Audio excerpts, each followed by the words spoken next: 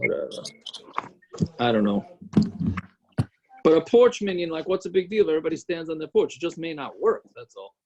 I just don't. What don't about think they're the gonna stick to it. whole the whole style is even if they allow it with not having Kriyas HaTorah or not calling Aliyah? No one's going to stick to it because one guy's going to bring out a bottle and a bunch of shot glasses and everyone's going to get together. No, you're wrong, Jesse. It's Lakewood. They don't drink. Ask I'm Yisrael. talking about if we did it here. I think it's fair. So if they do allow it, what's the din of Kriyas HaTorah? Because I heard there was a whole tumult with the Kriyas HaTorah. Kriyas HaTorah, the what? I'm saying that you can call up an Aliyah, the guy's not standing on the same porch, or they shouldn't have Aliyahs, they shouldn't make Kriyas HaTorah. I don't know. Well, also because of the social distancing part of it. Yeah, I'm saying that if you can't look inside the sefer when you make the bracha. Binoculars. I don't know. I don't know I don't know why they need to call up different people for aliyahs. Why can't they just call the same guy? Oh, okay. I know there's a lot of really happy bar mitzvah boys right now. That's for sure. Why can't they do what they used to do? Everybody laying their own aliyah, no? Well, okay, but yeah. What do you do? Bring the Sefer Torah to each porch? No, I don't know what they're doing. I don't know what the straw. What are the porch minyanim doing with Kriyas HaTorah? They're not having it? They are. So how are they having Kriyas HaTorah?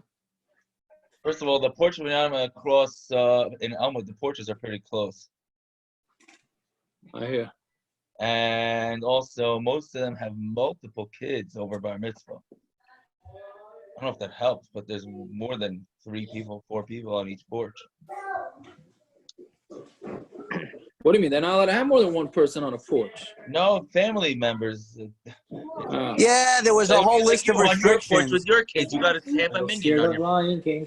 There were so many restrictions. You'd be lucky if you pass any of them. What do you mean? They said it's got to be one that's not connected to another porch. No, they That's not a big deal. They're not connected. They're not connected. So what are we saying? We should do porch minions or we shouldn't? You gotta ask. Somebody just texted me. Simon, if you could find a porch minion in South Bend, do it. If the from doctors are being more machmir than the CDC guidelines. You know what? Because they know that people can't be trusted. They know the Jewish clientele. What? You just got to text the what? Yeah, but Hilchos Yom Kippur, Tati, a lot of rabbanim don't go along with what the from doctors say. They'd faster go along with what a not from doctor says. They say a lot of times the from doctors machavek the religion way too fast. That's just because they want what they want. What's this text you just got? I don't understand why everyone's so mad on yeah, you just said you got a text. I just don't understand it. That what? What are you saying, Simon? Why is everyone so makpid on davening with a minion? Most people they'll miss a minion during the week, no problem. But all of a sudden we get this virus. No, Simon. To be fair, the people that are being makpid on minion are makpid on minion. Yeah, they are. And so, but they're not makpid on keeping other people healthy and safe. Okay, that's what I'm saying. That's the taina. That's what's part that doesn't make any sense. Because they're from on other people's accounts. Good for them. They're saying that they're not risking any other people. That's what they're saying. They're stupid. That doesn't mean that. So what? Tell that to Noah. It's like the guy. Oh, this is my analogy. You can never know if you're harming anyone. It's like the guy that has a 50-passenger van and he shoots through the yellow that's almost red when it's backed up, and he blocks the whole other intersection with his van because he wanted to get through. This is the analogy. Tell it to Noach Deer. Yeah, a relatively healthy guy. What he did porch minion on him? No, but he died. He died. He just died this morning. Oh. All right. I guess. There's no way to know if you're harming somebody. No, but these guys that say, "Oh, I'd rather have a not from doctor," if they'd find an Arab doctor with a bomb around his neck, and he said you should have minyanim, they say, "Oh, I only want an Arab doctor." They just want what they want. So it's like anything else in life, like with rabbis too. People do not know about stuff like Pekuach Nefesh and all halachos involved. Rabbi, porch minyanim. If you have a mic block, you're too late. We discussed it already. So, whatever the rabbis in the community decide. So I am not a rabbi in the community. What they decide here, Willow Court, where I live, Willow Court can have a legit porch minion. you'll have to ask the rabbis of the community. A guy just texted me. That's what I was getting at. A guy just texted me. Can he do a porch minyan? Can he be part of a porch minyan?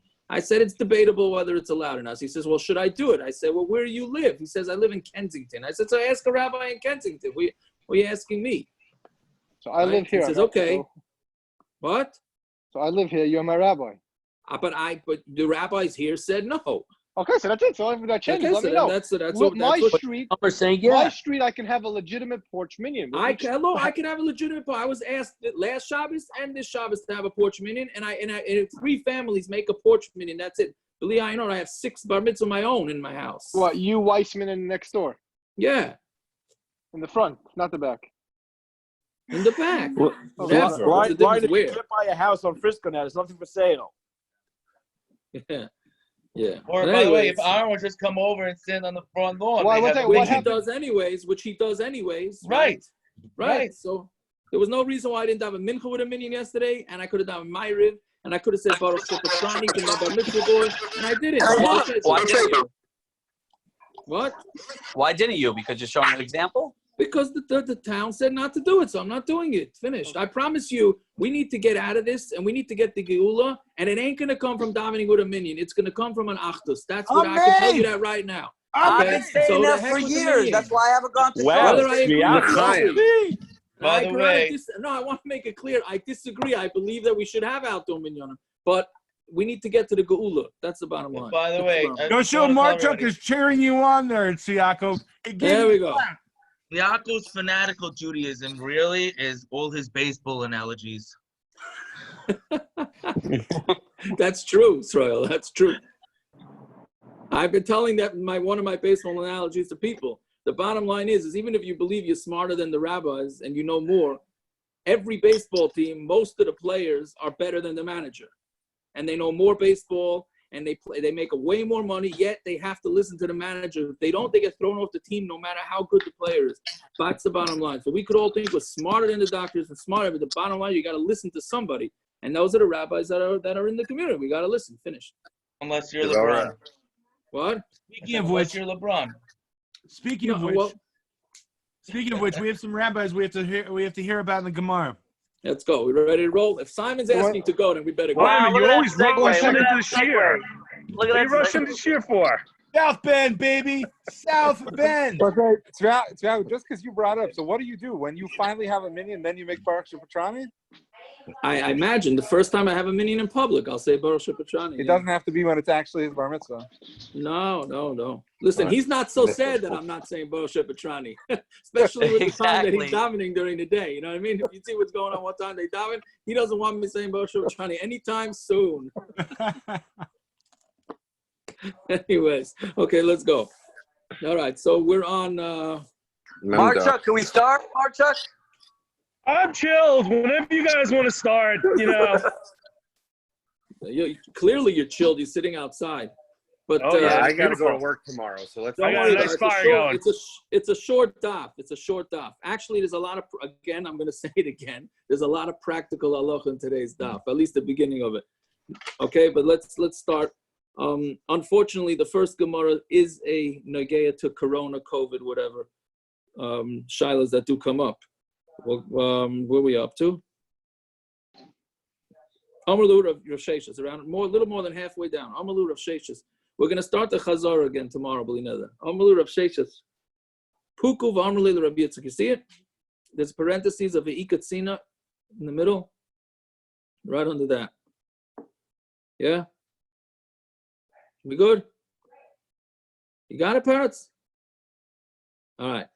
So Amalur of Sheshis. Puku v'Amalur Rabbi Yitzchak. Go out and tell Rav Yitzchak Kvartima Rav Huna l'Shmaitzach b'Bavel that Rav Huna already said over what you said in Bavel. The Amar Rav Huna oisen mechitza lemeis b'shvil chai.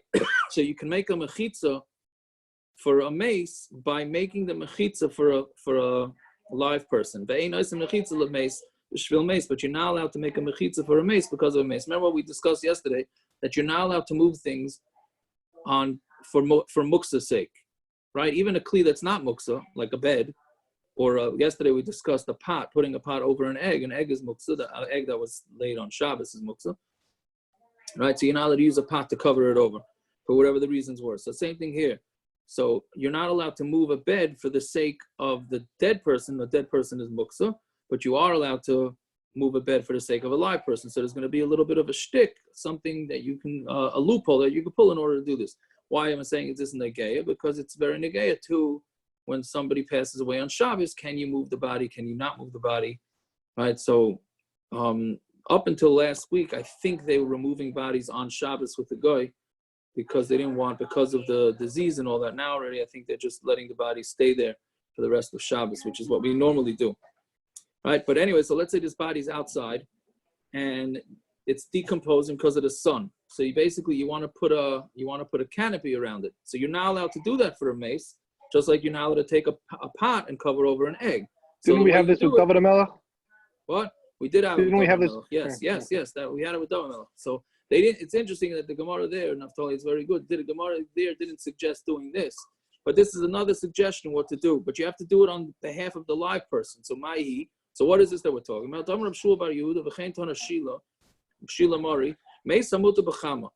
If you have a mace, a dead person, that's mutal b'chama, that's in the sun. Two people should come. One should sit on either side of the mace. But then if it gets too hot for them to sit on the ground, I guess the ground is very hot. This is, I guess, a phoenix type situation. Each one brings a bed and sits on the bed. Okay? But then it gets too hot for them on the top, meaning it's too sunny. So then what they do is they bring what do we say machzelis was? A mat, thank you. And then they spread the mat over them. So then what the guy does is he goes off his bed, stands up the bed, and then drapes the mat across the bed. Each guy does that. So now basically they just created a tent over themselves. Obviously it's a temporary tent. This one stands up his bed and goes away, and the other one stands up his bed and goes away, and therefore there's a mechitza that's made by itself, and therefore now the mace is sitting in the shade. But this whole thing was done on behalf of the live person, right? So therefore it would be mutter to do this, right? Does it? Fine. Why is this stuff? It's so convoluted. Why is it? We already know what the intent is. Why don't we just go fine? But like it's a mace. We have covered a mace and stuff like that. Well, so we're gonna get very good time. We'll get to that in a minute. Yeah. So itmar. Now we get involved with the mace. Itmar mace hamuta b'chama. So you have a mace that's in the sun. Rav Yehuda Amar Shmuel Hayvchay Mimita Lamita. What you can do is you can flip it from one bed to the other bed. Okay. Now this is very interesting. What this means. So what does it sound like? If you ask me what I would translate it with, is that let's say the mace is on a bed. So you bring another bed, you flip the bed over so that the mace rolls onto the other bed, and then you take that bed and move it next to the bed and keep rolling it that way from bed to bed, because you're not allowed to move the mace with your hands because that's Muktza, right? So Rashi, so we'll get to Rashi in a minute. So anyway, so you move it from one bed to the other bed. What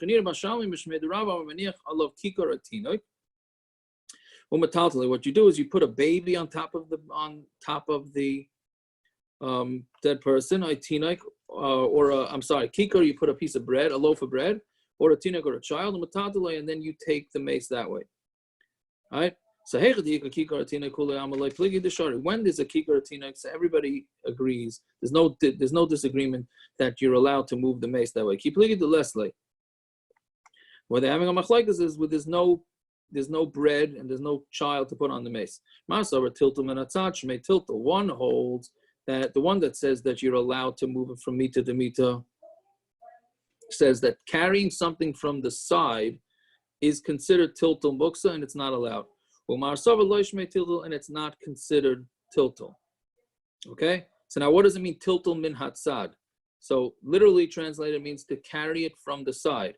Rashi says min hatzad, 4 lines up, he says kilachar yad.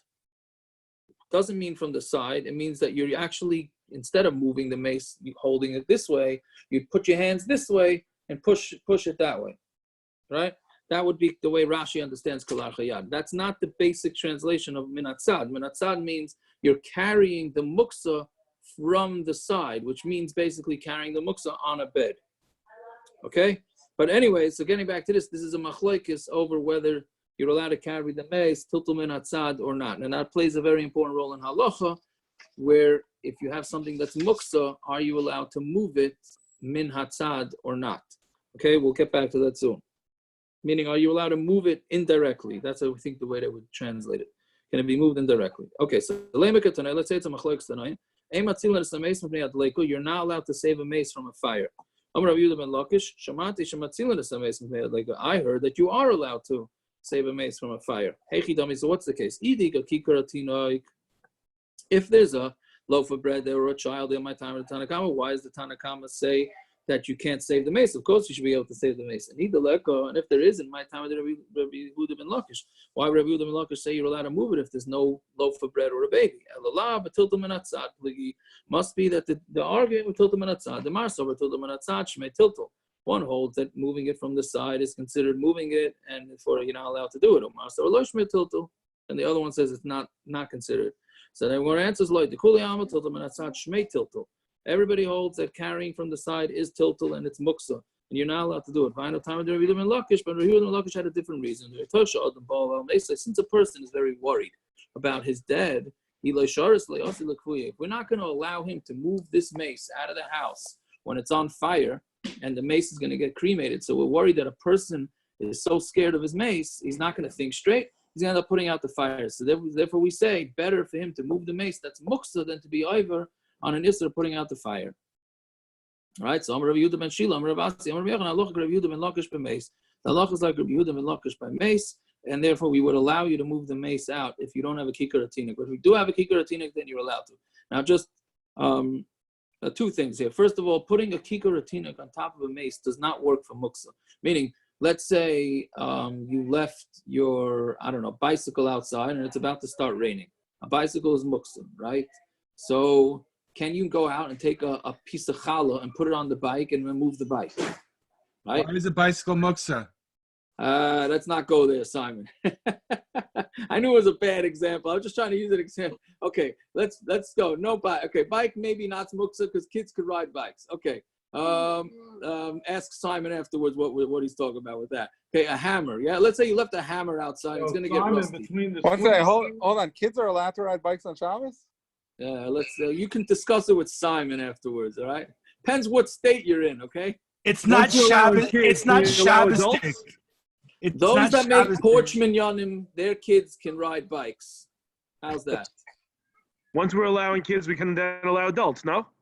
Maybe, certainly depending on the age and the age maturity. The mental age. Yeah. Yes, mental age. Our bikes are definitely muksa. Okay, whatever it is. Let's say an electric bike. Okay, whatever. Can you now go take a piece of challah or put a kid on top of the bike and move the bike? It's absolutely awesome. That doesn't work for muksa. It's only for a mace that we're makel because we have to move the mace out because it's a bizayin for the mace. But otherwise, that doesn't work. Now, there's a long taisus here about tiltum and atzad, because here it sounds like the Gemara is saying that tiltum and atzad is considered carrying muksa like regular, and you're not allowed to do tiltum and atzad. But there's other Gemaras in Shas that say that tiltum and atzad is not tiltul muksa, and it's okay. So basically, the way the poskim differentiate, this comes up a lot. It comes up a lot. Is if you're moving the muksa from the side, like indirectly, for the sake of the muksa, then that's not allowed. But if you're moving the muksa for the sake of yourself, not for the sake of the muksa, then you'd be allowed to move it min hatzad. This is what we do for garbage cans, no? What do you mean? A garbage can, you're moving it for yourself. No, but I'm saying we put something in it that we want, and then we're able to move. Well, that's before Shabbos. That's before Shabbos. That works for before Shabbos. It works. Yes, we're gonna get to this. Is in the next sugya. In the next. We'll get to it today maybe. That's a different sugya. That's called buses. That you're allowed to put something mutter on it, but that has to be done before Shabbos. It can't be done on Shabbos. Are you talking you can't take a tuna fish can or whatever. Not a tuna fish can because maybe people don't open tuna fish cans. A bottle of soda or a beer and put on something muksa and move it. That if it's on there before Shabbos, you can do that. Not if it happens on Shabbos. Not if you put it there on Shabbos. Okay. You open bottles of soda on Shabbos? Let's not go there. Yeah, what are you saying, Akiva? There are a lot of things we can't go to today.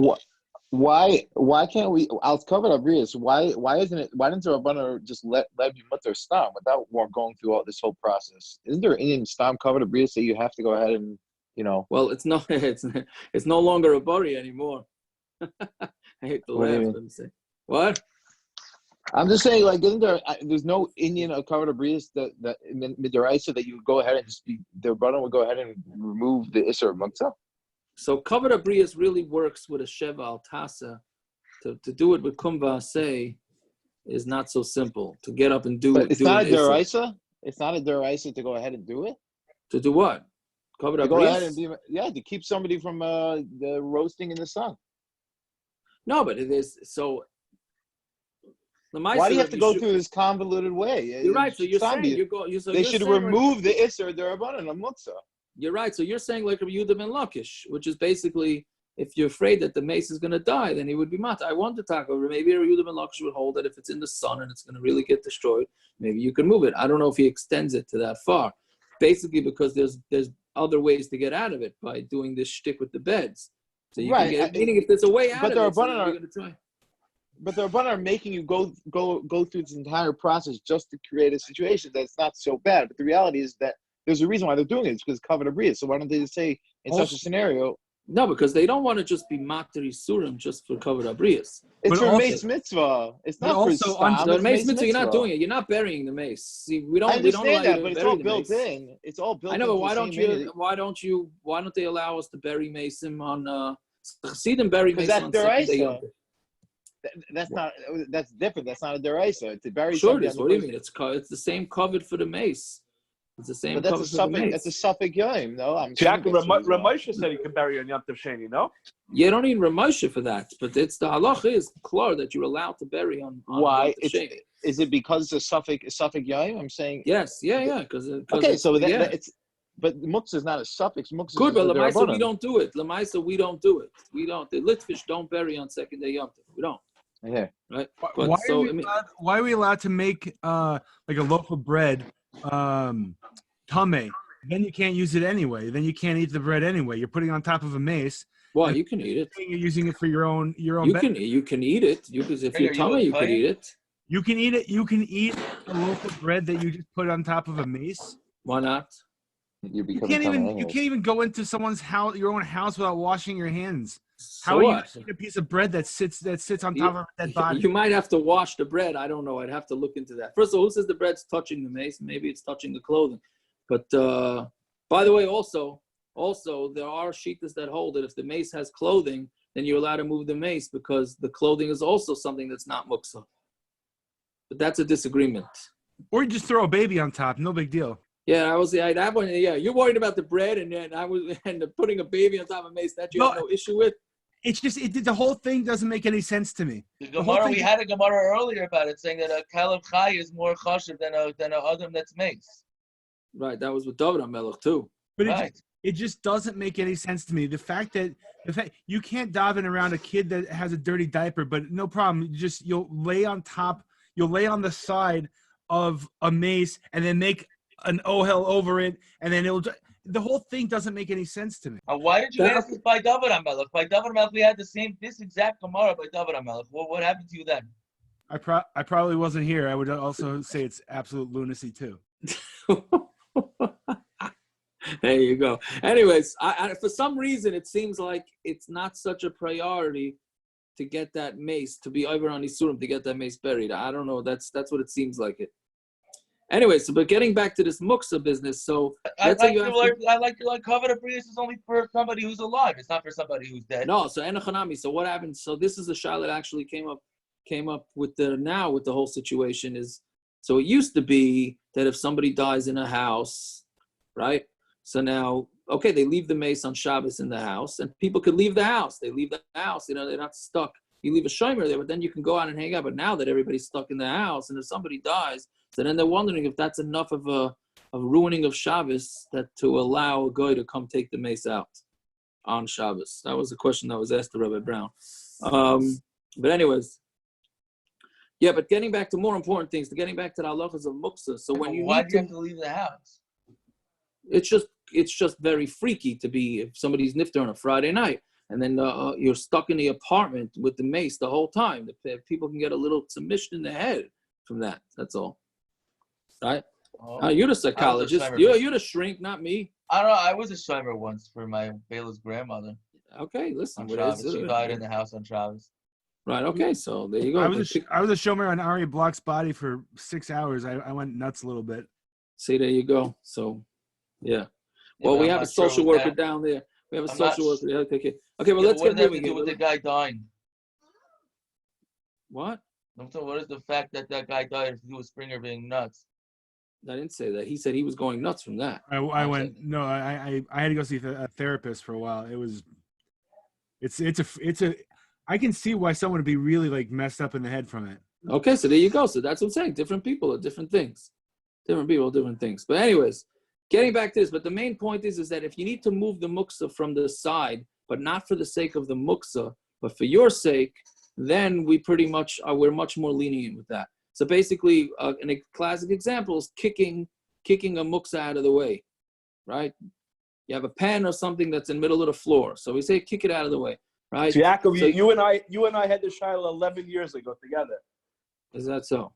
The first Shabbos ever in Camp Malka. Yeah. What was the Shiloh?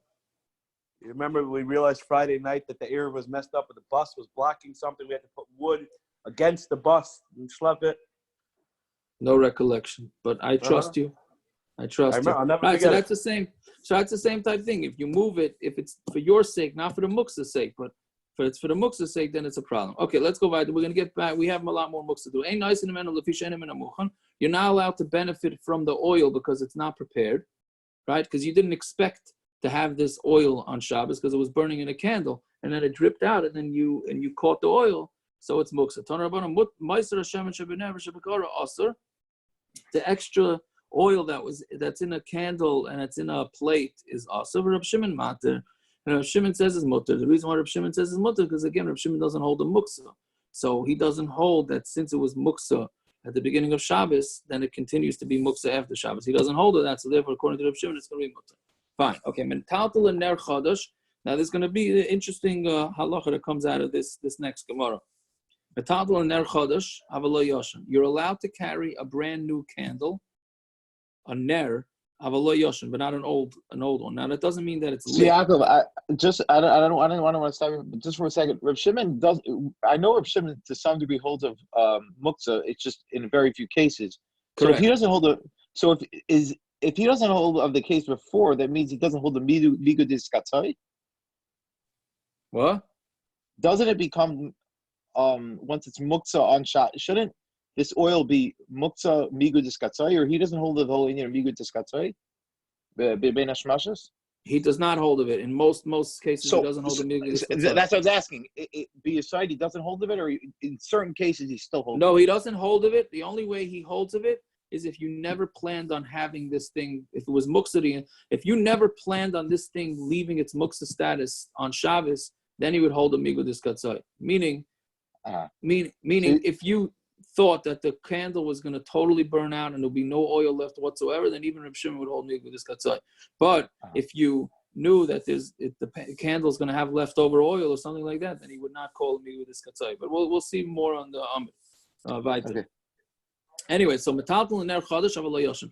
You're allowed to carry a ner chadash, a new lamp, but not an old lamp. Now, it doesn't mean that it's lit. It's not lit, right? You just have a lantern that was never used before. So then that's you're allowed to. That's not Muktza. But an old one you can't move, and the reason why you can't move, Rashi says, is because it's disgusting. Because you have these earthenware lamps or whatever it is. You know how gross a lamp gets when the oil and all that stuff. So it gets disgusting. So therefore, it's called something called Muktza machmas mias. Reb Shimon, of course, Reb Shimon disagrees, and he says, "Kol haneros metaltalin." You're allowed to take all neros are allowed to be carried. Chutz min haner adolah b'Shabbos. The only candle you're not allowed to carry, only lamp you're not allowed to carry, is if it's actually on. If the fire is lit, then you're not allowed to. Okay, but other than that, it's allowed, right? Fine, now let's see the Gemara. Now we're going to have a three-way machlokes tanaim about this thing. So metaltal in ner chodesh avalo yashin. You're allowed to take in ner chodesh, but not an old and liver of Yehuda. Rameir Reimer. Kol ner is metaltalin. Chutz min ner shedliko by b'Shabbos. You're allowed to carry all candles, all lamps, except for one that was lit on Shabbos. Which means he means that it was lit on Shabbos, even though now it's not lit. It's still Muktza.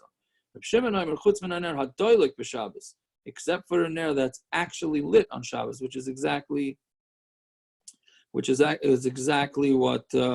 in the Mishna. Now Rashi says, why does Reb Shimon hold you not allowed to carry a lit lamp on Shabbos? So it has nothing to do with Muktza. Rashi says because we're afraid that the lamp is going to go out because you're moving it. So then when you move a candle, it might go out, right? Having nothing to do with Muktza. At least that's what he says here, even though we're going to see right there that Reb Shimon does hold that it's Muktza. So that's a kasha on Rashi. So kavsa mutal taltala. If it goes out, you're allowed to carry it. But a cup or a plate or a glass lamp, then you're not allowed to move it from its place at all. Okay. He says he's really makel. He says you're allowed to take out from a ner that's going out. You know, as the if you see the candles about to go out, then you're allowed to take out oil from there, even before it goes out. And you're allowed to use the shemen that's dripping, even when the ner is being doilik. Okay? So we have four opinions. You have four opinions in this brisa. So the Gemara is going to try and clarify this. Amar Abai, Rebbe Elazar b'Rab Shimon Savarla Kavua b'Chada uPolagale b'Chada. Rebbe Elazar b'Rab Shimon, right? Which is, remember we had the story of Rebbe Elazar and Reb Shimon bar Yochai. That's what this is referring to. Savarla Kavua b'Chada. He holds like his father in one case. uPolagale b'Chada. He disagrees with him in another case. Savarla Kavua b'Chada. He holds like his father in one case. The Leslie Muktza, because he doesn't hold a Muktza, right? Because he obviously lets you use these lamps. His father holds, Reb Shimon held, that you're only allowed to use a lamp once it goes out. But when it's not out, when it's still lit. The Reb Shimon that we're talking about here is Reb Shimon bar Yochai? Yes. Yeah. Okay. Yeah. So cover in like cover loy, right? The Reb Shimon bar Yochai, he held the cover in like cover loy. The EU savar, and he held, meaning Rebbe Elazar Reb Shimon held afagav the light cover, even if it didn't go out. Yeah? So that's it. So he's even more makel than his father. But a cup and a ka'ara and a shashis, that you're not allowed to move, that's Muktza. Mishna hani. How come these are not Muktza, right? Now the Gemara right now thinks that when it says kais, ka'ara, shashis, you're not allowed to move, they think that that's Reb Shimon. So the Gemara thinks, why does Reb Shimon hold that those are not Muktza? So Gemara asks, Mishna hani, how come he holds these are Muktza when other lamps are not Muktza? So Amarula Seifa San Rabbi Yehuda. The Sefer going on Rabbi Yehuda, meaning this sentence of Avakais V'Kar V'Shasha Lo Yazizam in Mekaimam is going according to Rabbi Yehuda, not Reb Shimon, which means that the price is a little bit out of order. The Gemara asks a different kasha. Maskol Amazutri Iyachi my Aval. So what does it mean Aval? If it's Rabbi Yehuda, it's not Aval. Right, Rabbi Yehuda holds all of these things are usher. So he's saying, but this, meaning when you say, but this and this and this is usher, that means you said something's mutter. Rabbi Yehuda holds it's all usher, except for a nuner. So the Gemara doesn't like that teretz. Really, it's Reb Shimon. When did Reb Shimon and Akiva? This gets into what you were asking. When did Reb Shimon allow a lamp and said it's not Muktza? That's by a small lamp to die to Eluya.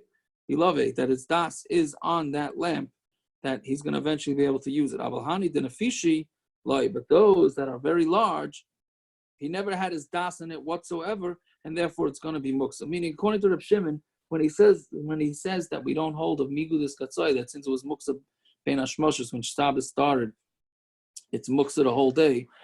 What he means is that's only if you didn't think that you'd ever benefit from this on Shabbos at all. But if there was a tzad that you were going to benefit from on Shabbos, then Reb Shimon holds. That's what Reb Shimon holds. No migudis katzai, right? Also, Gemara says, "Vatani of Meiser Shemesh Benever Shavgara Aser Reb Shimon Mater," right? But we said that the extra shemen that's in the ner is Aser, and Reb Shimon says it's mutter. So Gemara gives us the simple answer: Asam kara dumi the ner.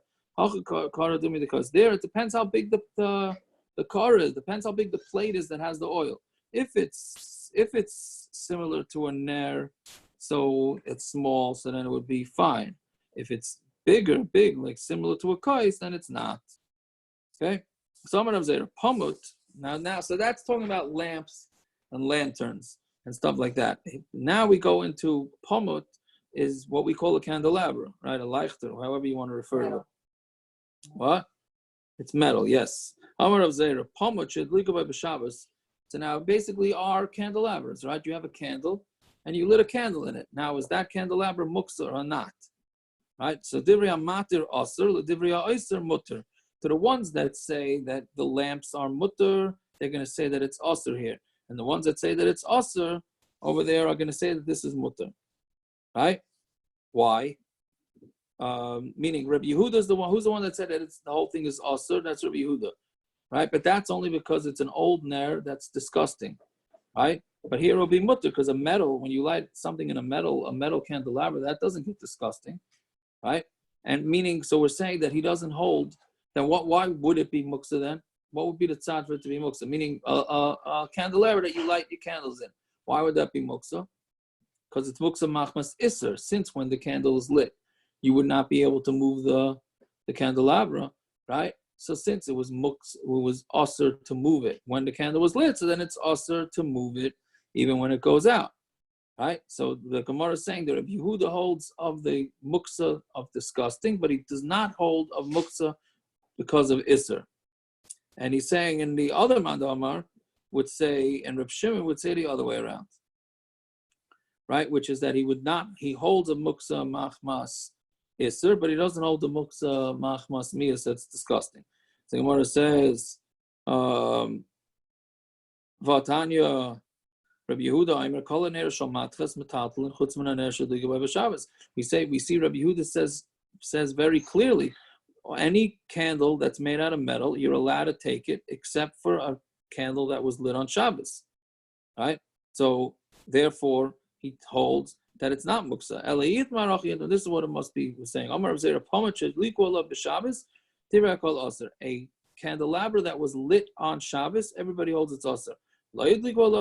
But if you didn't light that candelabra on Shabbos, everybody's going to hold it to mutter. So basically, what did the Gemara just say? If you have a few candelabras in your closet, let's say, right? And you used one on Shabbos and one you didn't use on Shabbos. So can you move that candelabra or is it muktza? Right?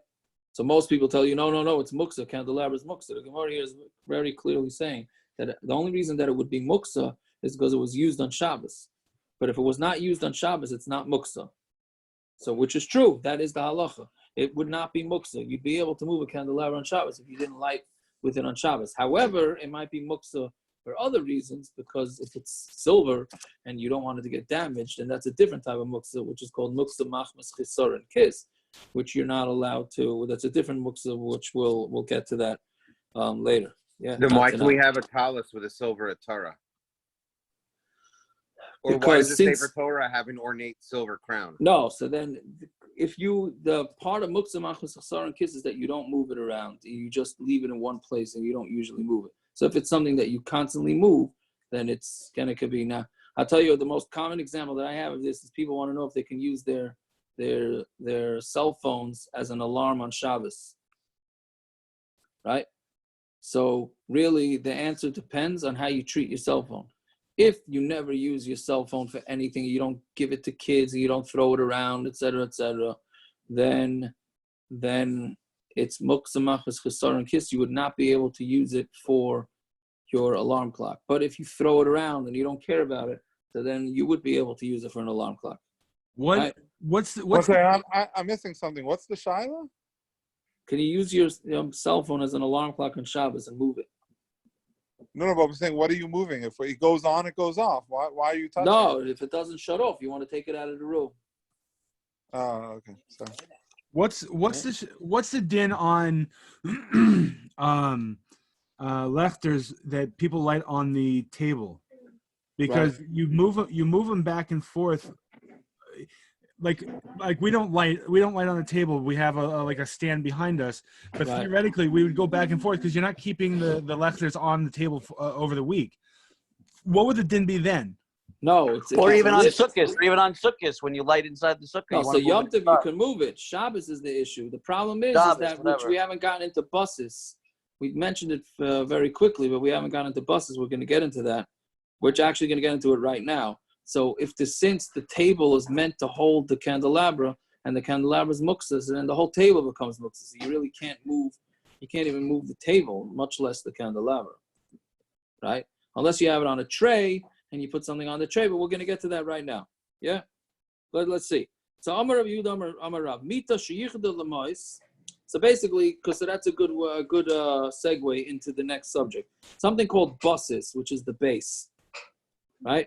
Now, in order for something to be a buses, the basic requirements are that you have to want it to be on there. For example, if you take a candelabra, like you're saying, and you put it onto your table and you want it to be on your table, so now your table becomes muksa because of the candelabra that's on it, that's muksa, right? But if by mistake you have on your table, you left your cell phone on your table and you didn't mean to leave it there, then you can't say now that the table is going to adopt the base of the cell phone because you didn't really want it there, right? But again, if the rule is basically if you want the thing there, then anything under it becomes a buses. So that's why if you have a drawer that you keep your phone in it and your wallet in it, so then that drawer becomes muksa, and you're not allowed to open that drawer on Shabbos, right? Then there's the issue with the garbage can drawers, which I don't want to get into with that now. Well, But so you have to, even if you have davar and mutter there also, or you mean one it's second. only So for then davar I'm also? going to get to that. I'll get to that in a second. Okay. If you have something that's mutter and usur in the drawer, then the rule is it goes with whichever is more chashuv, whichever is more important to you. So basically, if you have a few coins in a drawer, and you also keep a siddur in the drawer. So the siddur, I would hope, is more important to you than the coins. Then you would be allowed to open the drawer, even though you're moving the coins, right? But could you put something that's more expensive into a drawer with stuff that you can use in Shabbos and before Shabbos and say like I want to use it, I want to be able to open this If drawer? you do that, yes, you could take like a watch or something and put it in the drawer and then do that. Yes. What about like a stender that over the week you have in shul and you keep like pens and pencils in it, but during over Shabbos you have your siddurim and whatever you learn over Shabbos. Yeah, so there you want the siddurim is more chashuv than the pen, so then it's fine. But what happens if it's not more chashuv? I'm saying I hide my iPad in my undershirt drawer. Okay. For my kids on Shabbos. Can I take an undershirt out? I do it. I always thought since I have in mind I'm going to take an undershirt out. And my iPad's in there. I shouldn't keep it in there? No, you shouldn't do that. No. Okay. Or don't change your undershirt, whichever. Or let your kids use your iPad. Or unless you have very expensive undershirts, that could be too. You know what I mean? You have very expensive undershirts, and they're more expensive than your iPad. But yeah. I just thought it was like a rock. If you set it aside, if you're knowing, then it doesn't become. No, you shouldn't do that. No. Okay, so let's see. So let's see now. So the question that the Gemara is going to refer to here is what happens if you had in mind to put it there, but you didn't actually put it there. And the way the Gemara discusses it is by taking money and leaving it on a bed. Right? So Amar Rav Yehuda Amar Rav, Mita sheyichad lemois. Let's say you have a bed. Well, I don't think it means a bed necessarily. It means like a stand. And you said, I'm going to leave my money on that stand. Right? Also, then you're not allowed to carry that stand on Shabbos. Now, again, the main point here is sheyichad lemois. It didn't mean you actually put the money. Friday afternoon, you got yourself a delivery of this new stand, and you're going to keep your money on there, but you never actually put any money on there. So the Gemara is saying is that it's still muksa because put in your mind, making it muksa is enough. So from our Gemara, it says you're allowed to take a new candle and not an old candle. Right? So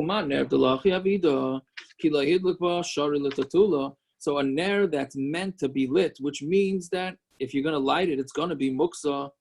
Right? But as long as you didn't light it, it's not muksa. So mita the lavlach a mita is not meant to put money on it, right? But you just decided you're going to put money on it. Like kol shekain, of course it should not be muksa yet. Again, you hear the question. The question is saying if a candle that was never lit, which we know is going to become muksa, is not muksa as long as you haven't lit it.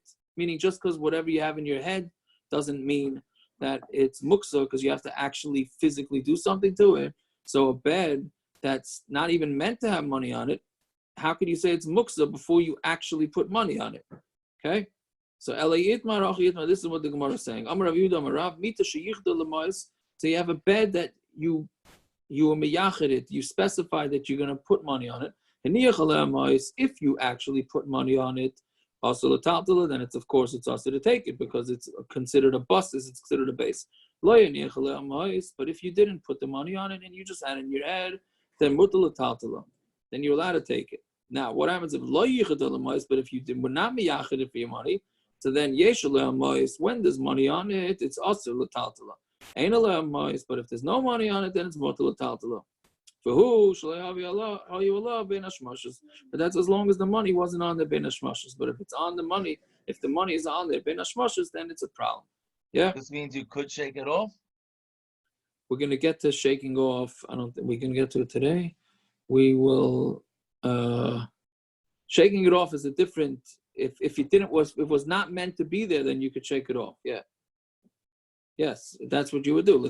Yes, as long as the money's on there, it's Muktza. If it's not on there, then it's not Muktza. Yeah. So Amar Ula, Masav Rebbe Lazar. So Rebbe Lazar has a question, and we can learn out a lot of practical halacha from this question. Muchni Shalah. So Muchni is basically you have a wagon, and you have wheels of a wagon, right? So you can have detachable wheels and wheels that are permanently attached. So here we're talking about wheels that are not permanently attached and they go on and off. Muchni Shalah Bismachi Nishmetes, when they can come off, when they detach. Ein Chibula, it's not considered that it's attached to the wagon. Ve'en Nimdadas Ima, and it doesn't get measured with it. Ve'matzelas Ima Ba'il HaMeis, and will not be saved from an oil HaMeis. Ve'en Goyru Noisa B'Shabbos, and you're not allowed to move it on Shabbos is Machi Yeshaleh HaMois when it has money on it. So basically, the cases here are as follows. If, let's say, the wagon becomes tummy, does the wheel become tummy automatically? So the Mishna is saying, no, since it's detachable, since it's considered a separate entity, right? And it doesn't get, and there's another rule that anything that could hold 40 saw, which is rather large, anything that can carry that amount does not, can't become tummy. So we don't, since the wheel is detachable, it does not get included in the weight of the wagon, right? And it also will not, like we discussed with oil and mace, when you have something that covers over an oil, so if there's something stopping it, right, then it blocks the tumah. So basically we have somebody in the wagon, right, and if the wagon is traveling over a cemetery, so that wagon will block it. But if there's something sticking out over the side of the wagon, then that thing will not be blocked because it wasn't protected. So the wheel is also not protected.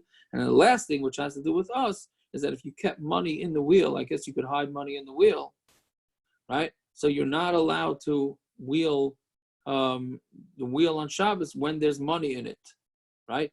Which is mashma. Ha'ein aleh mois sharia. If there's no money in the wheel, then it would be mutter to wheel it. Afagav davale ben hashmashis, even though it was on the ben hashmashis. So you see that it has what to do with putting money on there, not and whether the money's on there or not. Meaning, even if it's on the ben hashmashis, as long as it's not there during the day, because obviously a wheel is not meant to have money on it, right? So therefore, as long as it's not on there, even if it was on there all ben hashmashis, it's going to be mutter to move.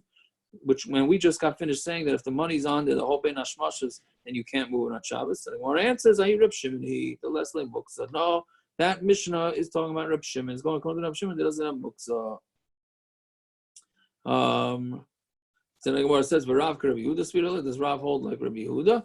So Hachanami Mistavra.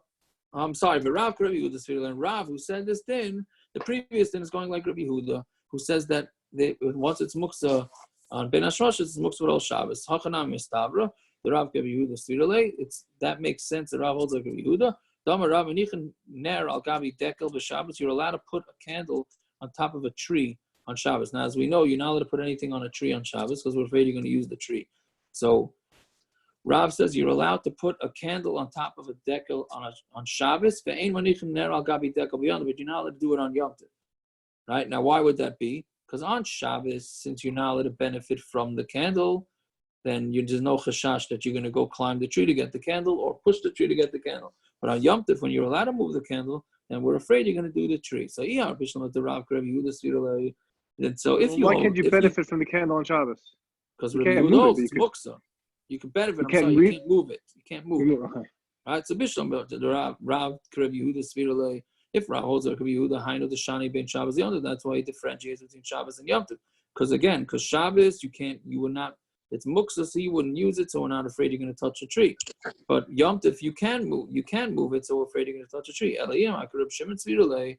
But if you have like Kreb Shimon, Mali Shabbos, Mali Yom Tov, what's the difference Shabbos and Yom Tov? You shouldn't be able to put it on the tree. Yes, okay, so that's it. Then we could stop right there. But so there's a very practical din learned out from this wagon with the wheel, with the wheel with this wagon, which is what happens if you find money in your pants pocket on Shabbos. Right? Now, you could have two scenarios. You could have it in a Shabbos suit that you went to a wedding that week and you had some money in the pocket, you forgot about it. That's for sure not a bustus because you didn't even mean for the money to be there. Right? So then you'd be able to use that pants. Let's say you had it in a pants pocket. But what happens if it's a weekday pants and you have to put your money in it and then you decide that you need to wear those pants on Shabbos? So are the entire pants Muktza or not? Because it's a base for your money. Right? But you don't mean to keep money in your pants, meaning like if you have random coins or $5 bill, you don't mean to keep it in your pants. Sure you do. That's where you store it. You put it in the pocket on purpose. No, you keep it. I mean, theoretically, you should keep it in your wallet. No. Well, I don't know. I'm just saying. Let's say your wallet and you forgot your wallet in your pants. You want to wear that pants on Shabbos. But you don't like. I wouldn't keep. Like I generally don't keep my wallet in my pants. I don't. I want to take them out at night. Okay, but many people do. Many people do. So if you don't know, but even doing it during the day, so maybe your whole pants is Muktza, right? I hear what you said. Maybe your whole pants is Muktza because you want your wallet to be in your pants, right? Okay. So the answer is, based on this wheel, the wheel is considered a separate entity from the wagon.